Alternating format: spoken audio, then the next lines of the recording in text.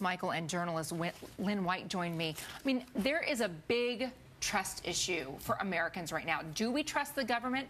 Do we trust the CDC? You know, it's interesting because during this situation, I actually think back to 9/11 and Christy Todd Whitman, who was head of the EPA, and she was saying that the air was clean. You only need duct tape and some wet rags to clean your windows and so on. And I remember that there was an outcry then because there was a sense that we really don't know what's out there. And I think that's what we're starting to feel right now. Is the government telling us everything that we need to know? Because the CDC said the hospitals and all major American hospitals in the United States are prepared to deal with an Ebola threat. Well, that's clearly wasn't the case. No, there are only 4, in fact, American hospitals that are equipped to deal with the Ebola virus. And these local hospitals, like the one that Mr. Duncan was sent to, are not. Here are the facts. September 25th, he goes to the hospital. He's sent home with Tylenol and an antibiotic. Why? He doesn't have insurance. Okay, so then he comes back in an ambulance. He's bleeding. He's throwing up. Now no one's protected in the hospital, not the nurses, not the other people there. There's 78 people who could have been exposed. That was the biggest quagmire and problem. So how do you stop that? Well, probably the CDC has to jump in now and tell all the hospitals what the protocol is. But what's that going to be? And the CDC says, look, we should have had a team on the ground as soon as Duncan got diagnosed with Ebola. We made a mistake. There's no room for mistakes when you're dealing with something like that. President Obama convened an emergency meeting with his advisors at the White House. He talked with other foreign leaders about addressing this threat. Is he the right guy to lead the American response to Ebola? Yes and no. He is the right person because you want a good, sort of solid, calming person to do this. But let's also remember, we actually don't have a Surgeon General right now.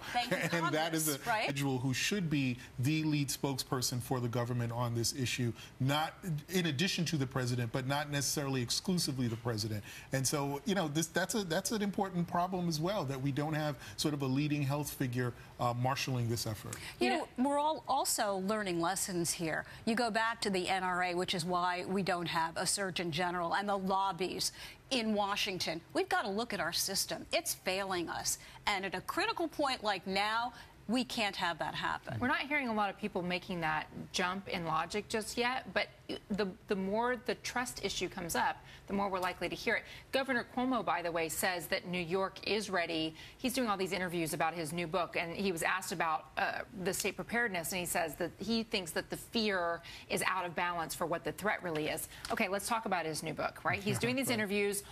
The new book is called All Things Possible, Setbacks and Success in Politics and Life. Right now it's getting 1 star on Amazon out of 5.